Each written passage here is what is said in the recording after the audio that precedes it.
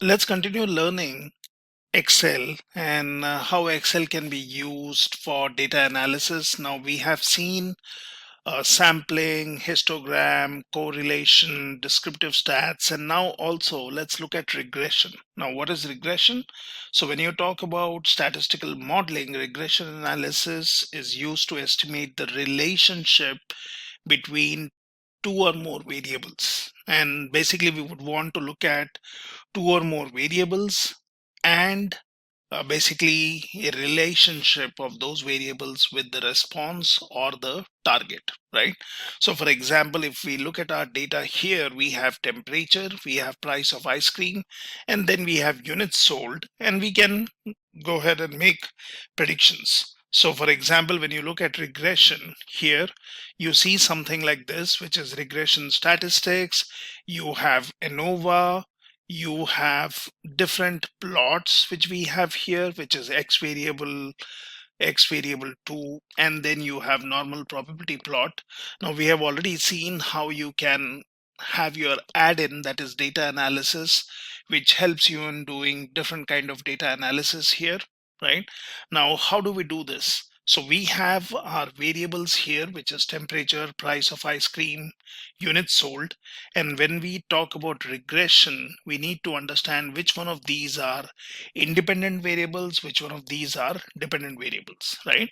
So when you talk about your x, that's your independent variable, or we can say predictor or explanatory. So when you talk about your independent variables, or as we say predictors or explanatory variables, these are the factors that might influence the dependent variable. And when you talk about dependent variable, that's your response or target. That's the main factor you're trying to understand or predict. So we can plot a scatter plot to see relationship between variables. If they are linearly related, are they positively related, negatively related, and so on. We can also get values such as R square, which is coefficient of determination, regression line, and then analyze the relationship between variables. So here is one of the links of one of my other videos where we are learning on machine learning and also on regression, but that's programmatically and using a processing framework such as Spark. Now here, let's see how do we do this in Excel. So basically we would want to use our variables, which is temperature, price of ice cream, units sold, and then get these plots.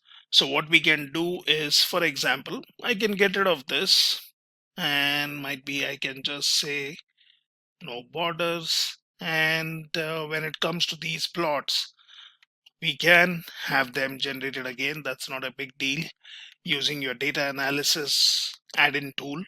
So we have been given variables here. Now, as I said, when we talk about your regression analysis, we need to understand whether we have one variable or we have multiple variables, right? So you might have heard of univariate analysis, bivariate analysis, and so on. Well, here we are focusing more on using Excel to do our regression analysis. So I'll not go deeper into regression topics, but certain things as basics should be known, that when we talk about regression analysis, what does it do? It helps you understand how the dependent variable changes when one or more independent variables vary. And it basically allows us to mathematically determine which of those variables really has an impact. So technically, when we talk about regression analysis model, that is based on the sum of squares, which is basically a mathematical way to find the dispersion of data points. So mainly the goal of the model is to get the smallest possible sum of squares and draw a line that comes closest to the data.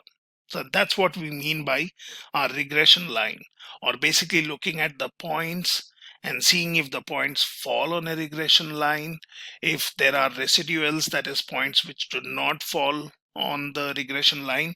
And in terms of statistics, when we talk about statistics, we differentiate between a simple and multiple linear regression. So you have something called a simple linear regression models, which basically gives you the relationship between dependent variable and one independent variable using a linear function. And if you use two or more variables, that is explanatory variables, to predict the dependent variable, we are actually dealing with multiple linear regression. So if the dependent variable is modeled as a non-linear function, because the data relationships do not follow a straight line, we have to use non-linear regression. Now, what we will do is we'll see how we can work on this. So here we have some variables, and if we look at this, might be based on temperature, price of ice cream, we would want to find out how many units were sold.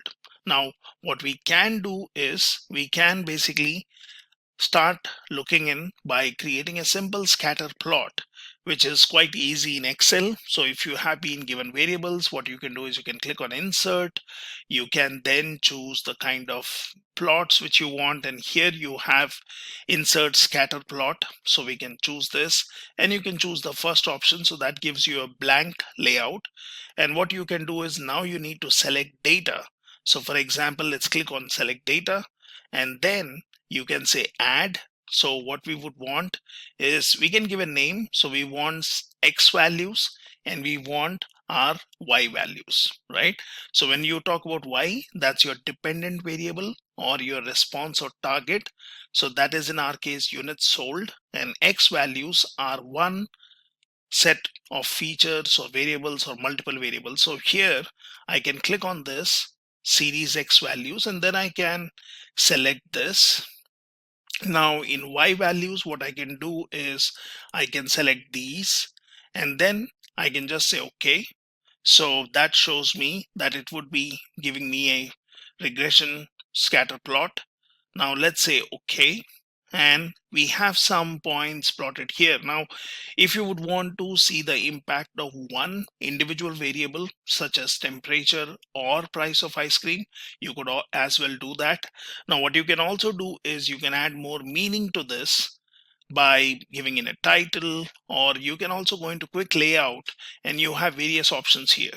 So you see, it gives you what is the access title, what is the series, and I would prefer to use here something like this one. So that gives you your regression line, that also gives you your R square, and that gives you your Y and X, that is your coefficients.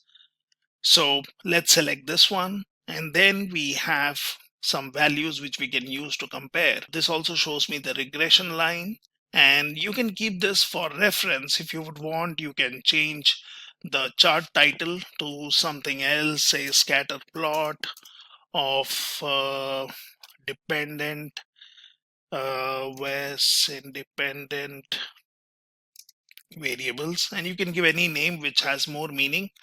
And we can get rid of this one. So we have series, and we can say what are these points if you would want to add in legend, if you would want to do that. Or I can just get rid of this, and I will keep these values here, which we will see when we do a data analysis. We can always compare these values. So here I've created a simple scatter plot, and then I can look at dependent versus independent variables, or I could have selected one particular variable. So this is just for reference. Now we can add more details. We can say what is my x-axis, what is my y-axis. So basically you can here say, for example, just say y, and might be here I will say x, and we can rename that later. Now, how do we perform data analysis or get into regression, right? Now what we would want to do is we would want to get, or we would want to do the regression analysis to demonstrate the relationship between dependent and independent variables.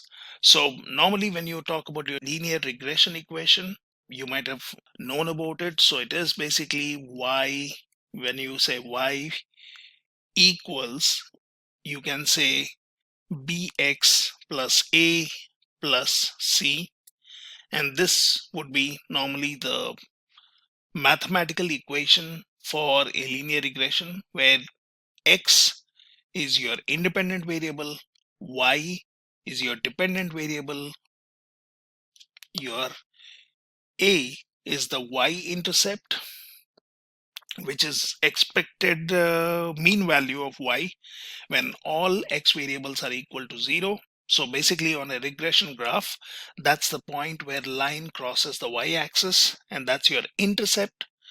When you talk about b, that's basically your slope of regression line, which is the rate of change for y as x changes. And then you also have your constant, right? So that's your that's basically your random error term, right? Which is basically the difference between the actual value of dependent variable and its predicted value. So your linear equation always has an error term, because in real life predictors are obviously never perfectly precise, right? Now what we can do is we can also reduce this equation to y is bx plus a, and that's the equation of a line. We can look into this, and the linear equation can be understood mathematically in this way. Now how do we do it in Excel? So what we can simply do is here, let me, yeah. So we need to get into data, and then here we have our data analysis add in. You can click on this one, and from these different options you can choose regression. So that's what we would want to do. Now we'll say okay. Now here you need to give your input y range. So as I said, you will have to select the dependent and independent variables, right? So we would want to do some regression analysis here, and here we have your x and y.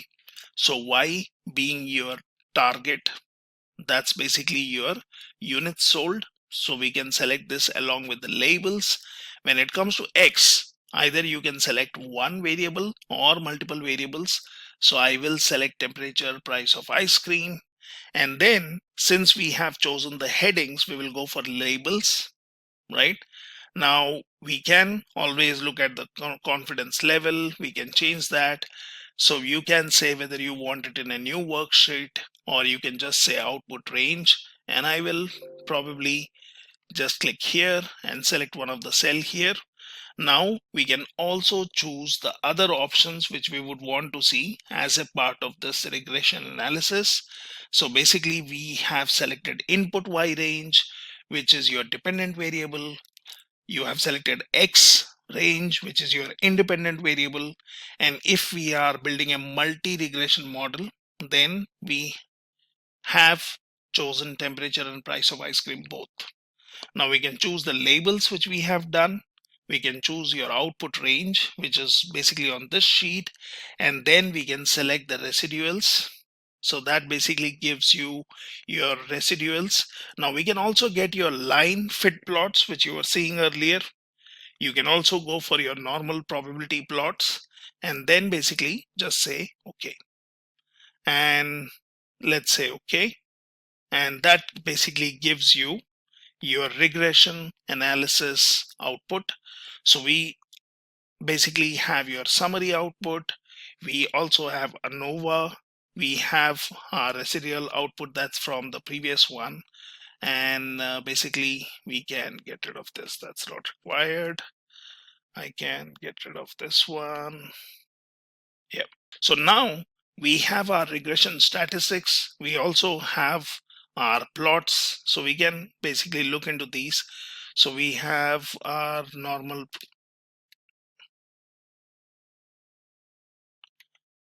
Let's get rid of these. Let's get rid of this. Let's get rid of this. And then what we can do is, since we had some existing data, it has overwritten. So let me get rid of this, and I'll repeat this step again. And let's say no border. Yeah. So now what we want to do is we want to do regression analysis. So we go get into data, we get into data analysis, we choose regression, We have already chosen our Y range, which is column C. X range is multiple variables. We have gone for labels. Output range, which we would want to select a particular cell. So let me select this.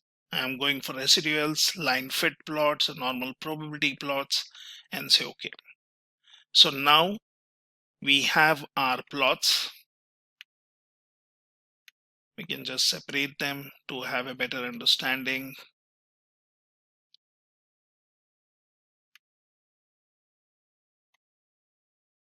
Yeah, and that basically shows you the variables. So here it shows me units sold, and then what are the predicted units sold, and here the variable is temperature, here the variable is price of ice cream, right? So that's your one variable and second variable, and then you also have your normal probability plot. Now to interpret this, or to understand what we have here, where we look at your summary output, so it is good to understand what Excel is helping us out. So basically, when we do a regression in Excel, it is performing all the calculations automatically. The interpretation is something which we need to understand. So basically, we are looking at multiple R value here, and we can, let's also fine tune this one. Yeah, we have our values here, and if you see, we have our R square. Now we can then basically look at our multiple R. So what is your multiple R? That's your correlation coefficient, which basically measures the strength of linear relationship between two variables. So this can be any value between your, when you talk about your correlation coefficient, it can be any value between -1 and 1, and its absolute value indicates the relationship strength. So the larger the absolute value, the stronger the relationship. So 1 basically means a strong positive relationship, -1 means a strong negative relationship, and 0 means no relationship at all. Now when you're looking at R square, that is the coefficient of determination, which is used as an indicator of the goodness of the fit. So it basically shows how many points fall on the regression line. So your R square value is basically calculated from the total sum of squares. When we say precisely, it is the sum of squared deviations of the original data from the mean. Now, when we talk about looking at the value of your R square, so it is basically, we can be seeing that this is 0.450788. That's the value which I'm talking about. So it basically means 45% of our values fit the regression analysis model. So in other words, 45% of dependent variables, that is your Y values, are explained by the independent variables, that is your X values. So normally if you have R squared value higher, then that is considered as a good fit. And here we have considered multiple variables. Now when you talk about your adjusted R square, it is the R square adjusted for the number of independent variables in the model. So you would want to use this value instead of R square for multiple regression analysis, such as in our case. Now you also have standard error. So that's basically goodness of fit measure that basically shows the precision of your regression analysis. So the smaller the value, the more certain you can be about your regression equation. So when we talk about your R square, that represents the percentage of dependent variables variance that is explained by the model, and standard error is basically an absolute measure that shows the average distance that the data points fall from the regression line. So you will have to look back into regression statistics terminologies to basically understand more of this. And if you're already from data science background, that then you already know what I'm talking about. We are just seeing how Excel easily helps us in doing these things. Now we can also look at observations here, which is basically the number of observations in our model, which is 7. Now When we talk about regression analysis, and if we look at analysis of variance, that is your ANOVA values here. So we basically see DF, you have SS, MS, F, and significance F. Now, to understand these, so basically what we are doing is, or what Excel is doing is, it splits the sum of squares into individual components that give information about the levels of variability within your regression model. So when you talk about your DF, that's basically the number of degrees of freedom associated with the source of variance. You have sum of squares, that is your SS. So smaller the residual SS compared with the total SS, the better your model fits the data, right? Now, when you talk about MS, that's your mean square. You have F is basically the F statistic, or you can say F test for the null hypothesis. Basically, it is used to test the overall significance of the model. And then you finally have your significance F, which is the p-value of F. So when we usually talk about simple linear regression, the ANOVA part is not really used, or it's rarely used, right? But when we look at the significance F value, that gives an idea of how reliably or statistically significant our results are. So if significance F is less than 0.05, that's 5%, our model is okay. If it is greater than 0.05, we will have to better choose another independent variables, right? Now we can also look at the output of coefficients, and that's what we would want to look at. So you basically have your intercept here. So when you talk about your intercept, temperature, price of ice cream, so we know we are looking at our variables, and then we are also looking at our intercept, which basically gives you more details on your coefficients. So the main important thing when we talk about regression analysis is basically your coefficients. It basically enables you to build a linear regression equation in the form of y equals bx plus a, which I explained earlier, and then basically we can understand our regression analysis output better. Now, when we look at the residual output, which we are seeing here, so that gives you your observations, how many observations we have. It shows what is the predicted units sold, and then it also gives you your residuals. So we can compare the estimated and actual number of sold umbrellas based on the observation. So we have 11.209 here, and if you compare, that's basically 12. The second one is 15, and here it is 13.5. You have, and similarly you can compare all the values of actual units sold and what our regression has predicted. So basically what we can do is we can compare these, and we will see if there is any difference or no, right? So obviously there will be, or there would be some difference, because independent variables are never perfect predictors of your dependent variables, and the residuals basically help us in understanding how far the actual values are from the predicted values. So that's what we see here in the residual section. So for example, when we look at this one, which is 11.209 and the actual is 12, we see what is the residual and how far is the predicted value from the actual value. So similarly, we can also look at the percentile values. So that gives you your probability output, and this is what we have in our graphs. So we have basically our variables. We are looking at our variables and also the units sold and the relationship between them. We can basically add in more details to this particular plot, and you also have normal probability plot, which is basically getting your values from your probability output here. So this is how you can perform a simple regression analysis. And now what you can do is you can, as I said, you can basically be looking at your scatter plot You can be looking at your y and x and your r square values, right? But remember what are the variables which you are selecting, and then you can compare these with basically the values what you see here. So remember, here I've chosen my both set of variables, and you can choose one variable and then basically see what is its impact on the response or on the target.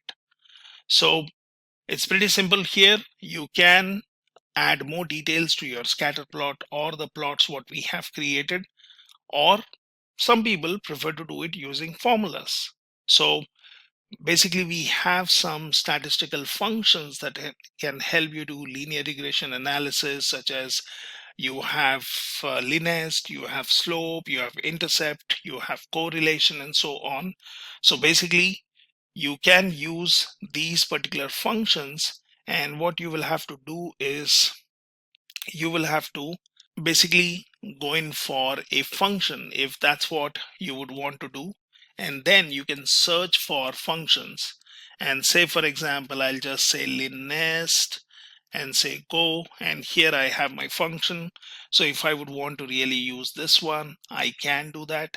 What I will have to do is then select the variable. So if you just say okay, and that basically says your known y's, known x, your constants, your stats, and basically you can use the formula also, but we are not covering that here. Might be in the later videos we can do that.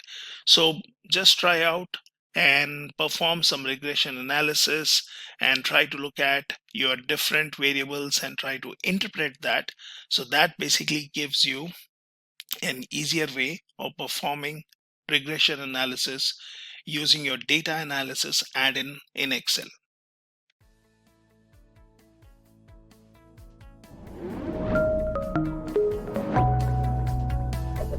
Hi there, if you like this video, subscribe to the Simplilearn YouTube channel and click here to watch similar videos. To nerd up and get certified, click here.